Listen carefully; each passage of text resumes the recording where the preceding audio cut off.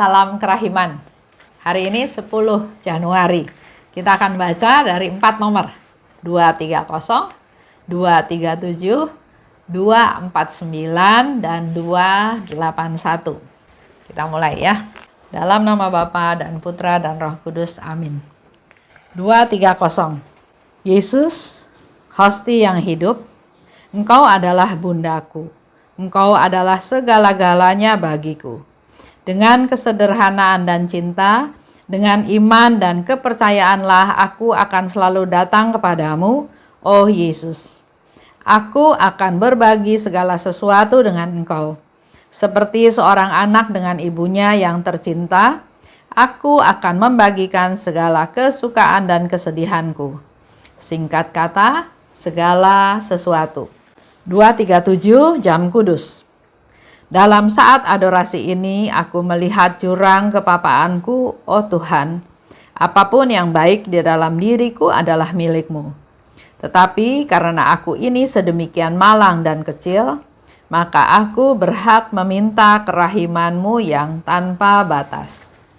249. Yesus, Engkaulah andalanku. Aku percaya akan samudera kerahiman-Mu. Engkau adalah seorang ibu bagiku. 281. Aku sungguh merasakan bahwa pada saat aku mati, misiku tidak akan berakhir, tetapi baru akan mulai. Oh jiwa-jiwa yang bimbang, aku akan membuka tirai surga bagimu untuk meyakinkan kamu akan kebaikan Allah, sehingga kamu tidak akan lagi terus melukai hati Yesus yang amat manis dengan ketidakpercayaanmu. Allah adalah kasih dan kerahiman. 4 nomor tapi pendek-pendek. 230. Yesus adalah hosti yang hidup. Dikatakan oleh Suster Faustina, Engkau adalah bundaku. Engkau adalah segala-galanya bagiku. Ini sharing Suster Faustina kepada kita, juga sharing untuk kita. Untuk supaya kita juga meneladan Suster Faustina. Yesus itu Tuhanku, penghiburku, kekasihku, penyelamatku, mempelaiku. Dan hari ini Suster Faustina katakan, Yesus itu adalah bundaku. Engkau segala-galanya bagiku. Jadi yang menjadi prioritas yang utama dalam hidupnya Suster Faustina adalah Yesus. Yesus, Engkau segala-galanya bagiku. Dengan kesederhanaan, dengan cinta, dengan iman dan kepercayaan, aku akan selalu datang padamu. Suster Faustina akan selalu datang kepada Yesus dengan kesederhanaannya, dengan cintanya, dengan imannya dan kepercayaannya. Bagaimana dengan kita? Kita datang pada Tuhan dengan marah, dengan kecewa, dengan acuh tak acuh, yang penting saya datang ke gereja. Atau ya saya datang tapi saya nggak percaya. Atau apa? Coba kita refleksi ke diri kita masing-masing ya. Kalau kita datang pada Tuhan, apa yang kita bawa? Kekecewaan, marah, kesedihan, kegagalan, keputusasaan? Atau hari ini kita belajar dari Suster Faustina. Dalam segala hal dia datang dengan kesederhanaan, dengan iman, dengan kepercayaan, dan dengan cinta. Aku akan berbagi segala sesuatu. Nah, di sana walaupun Suster Faustina ada kesukaan, kegembiraan, atau kesedihan, atau kegagalan, atau hal-hal yang lain, itu semua bukan sebagai fokus yang utama, tapi yang utamanya dia datang pada Yesus dengan 4 hal tadi. Nah, sederhana, iman, dengan cinta, dan dengan kepercayaan. Nah, di dalam pertemuan tersebut, Suster Faustina katakan dia bercerita pada Tuhan segala macam hal yang dia alami. Apakah itu kesukaan, ataukah itu kesedihan. Semuanya dia ceritakan. Seperti seorang anak kepada ibunya. Cerita apa adanya. 237. jam kudus.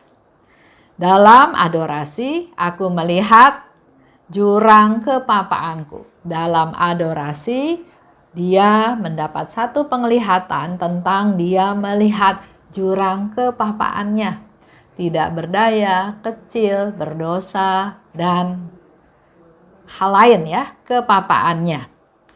Apa yang baik dalam diriku adalah milikmu. Ini menjadi satu informasi pada kita semua juga ya. Kita sering merasa bahwa Tuhan, saya sudah melakukan yang baik loh. Saya lakukan ini, saya lakukan itu. Saya nyumbang, saya pelayanan, bahkan saya adorasi, saya pergi ke perayaan Ekaristi, saya mengunjungi orang. Itu kebaikan saya, Tuhan, saya melakukan kebaikan. Tapi di hari ini kita disadarkan oleh Suster Faustina bahwa apa yang baik dalam diriku itu adalah milikmu, bukan kebaikan saya. Oleh karena aku kecil dan sedemikian malang, karena dia melihat jurang kepapaannya, dia tidak ada apa-apanya, dia tidak punya apa-apa, dia tidak berdaya, bahkan yang baik-baik pun bukan jasanya dia. Oleh sebab itu, dia merasa dia kecil dan dia sedemikian malang, tapi enggak titik sampai di situ. Tapi justru berdasarkan dia kecil dan dia malang, maka aku berhak meminta kerahimanmu yang tanpa batas. Dengan ketidakberdayaan kita, kita berhak minta kerahiman Tuhan yang tanpa batas. Karena kita tahu Allah itu mengasihi orang-orang yang papa dan rendah hati. 249, Yesus, Engkau andalanku. Itu doa singkat ya. Silahkan sering-sering dikatakan, didoakan dalam hidup kita sehari-hari. Yesus, Engkau andalanku. Yesus, aku percaya padamu. Yesus, aku percaya akan samudera kerahimanmu. Yesus, Engkau adalah ibuku. Silahkan doa singkat ya yang diajarkan oleh Suster Faustina. 281, aku merasakan bahwa pada saat aku mati, misiku tidak akan berakhir tapi baru akan mulai. Kalau Bapak Ibu pernah ke Krakow, di sana ya, di Sanktuarium Kerahiman Ilahi, pada waktu kita mau masuk, di sebelah kanan kita akan lihat di tingkat yang kedua, ada tulisan seperti ini. Bahwa pada saat aku mati, misiku tidak akan berakhir, tapi baru akan dimulai. Jadi apa yang dikatakan oleh Suster Faustina memang menjadi kenyataan. Pada waktu Suster Faustina meninggal, bukan hilang devosinya, tapi justru disitulah saat mulai menjadi besar. Jiwa yang bimbang, dikatakan oleh Suster Faustina, untuk jiwa-jiwa yang bimbang, aku akan membuka tirai surga bagimu. Jadi jangan bimbang lagi. Karena Suster Faustina sudah meninggal dan dia katakan, dia berjanji dia akan membuka tirai surga bagi kita semua orang yang bimbang. Untuk meyakinkan akan kebaikan Allah. Meyakinkan kita semua bahwa Allah itu baik. Supaya kita bisa tahu, bisa mengerti, bisa melihat, bisa merasakan kebaikan Allah. Sehingga kamu tidak akan terus melukai hati Yesus yang amat manis dengan ketidakpercayaanmu. Kalau kita nggak percaya pada Tuhan, Tuhan itu sedih. Harus dengan cara apa lagi? Dia sudah mau menderita untuk kita, bahkan dia sudah wafat di kayu salib untuk membela kita, tapi kita masih belum percaya. Harus dengan cara apa lagi ya? Yesus bertanya seperti itu. Dan di akhir, Suster Faustina ingatkan kita kembali bahwa Allah adalah kasih dan kerahiman. Mari Bapak Ibu, khususnya para jiwa yang masih bimbang, percaya Suster Faustina sudah meninggal dan dia berjanji dia akan membuka tirai surga buat kita semua supaya tahu tentang kebaikan Allah dan kita nggak menyakiti lagi hati Yesus yang Maha Rahim dengan ketidakpercayaan. Ya, ini pesan harapan dari Suster Faustina untuk kita semua. Mari kita tutup dalam doa. Dalam nama Bapa dan Putra dan Roh Kudus. Amin.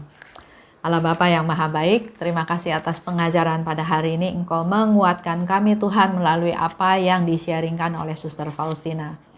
Bahwa kematian dia bukan akhir tapi menjadi awal dari penyebarluasan kerahiman-Mu ini.